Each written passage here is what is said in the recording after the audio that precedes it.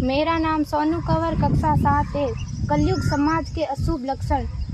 कुटुंब कम हुआ, संबंध कम हुआ, प्रेम कम हुआ, मर्यादा कम हुई, लाज लज्जा कम हुई, विनम्रता कम हुई, समर्पण कम हुए, पुस्तक वाचन कम हुआ, खान पान की शुद्धता कम हुई, बाल कम हुए, कपड़े कम हुए, नींद कम हुई, घी मक्खन कम हुआ, पीतल तांबे के बर्तन कम हुए, भाई भाई का प्रेम कम हुआ, सत्य कम हुआ, अतिथि कम हुए, धैर्य कम हुआ, श्रद्धा और विश्वास कम हुआ, बड़ों का सम्मान कम हुआ और भी बहुत कुछ कम हुआ, जिससे जीवन सहज था, सरल था। संतान को दोष न दे। बालक या बालिका को इंग्लिश मीडियम में पढ़ाया, अंग्रेजी बोलना सिखाया।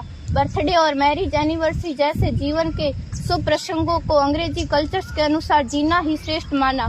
माता पिता को मम्मी डैड कहना सिखाया। जब अंग्रेजी कल्चर से परिपूर्ण बालक या बालिका बड़ा होकर आपको समय नहीं देता, आपकी भावनाओं को नहीं समझता, आपको तुच्छ मानकर आपसे जुबान लड़ाता, जब आपको बच्चे में कोई संस्कार नजर नहीं आता, तब घर के वातावरण को गमगीन किए बिना, संतान को दोष दिए बिना एकांत में जाकर रो लीजिएगा, क्योंकि पुत्र या पुत्री की पहली वर्षगांठ से ही भारतीय संस्कारों के बजाय, मंदिर जाने के बजाय केक कैसे काटा जाता है, यह सिखाने वाले आप और अम्मी है। जब बच्चा पहली बार घर से बाहर निकलता है तो प्रणाम और आशीर्वाद के बदले बाय बाय कहना सिखाने वाले आप और अम्मी है।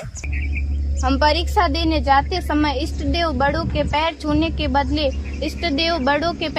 के बदले बेस्ट ऑफ लक कहकर परीक्षा भवन तक छोड़ने वाले आप और अम्मी है। बालक या बालिका के सफल होने पर घर में परिवार के साथ बैठकर खुशियां मनाने के बदले होटल में पार्टी मनाने की प्रथा को बढ़ावा देने वाले आप और अम्मी है। बालक या बालिका के विवाह के पश्चात कुल देवता देव दर्शन भेजने से पहले हनीमून के लिए फॉरेन टूरिस्ट स्पॉट भेजने की तैयारी करने वाले आप और अम्मी है। ऐसी कई ढेर सारी अंग्रेजी कल्चर्स को हमने जाने अनजाने स्वीकार कर दिया है।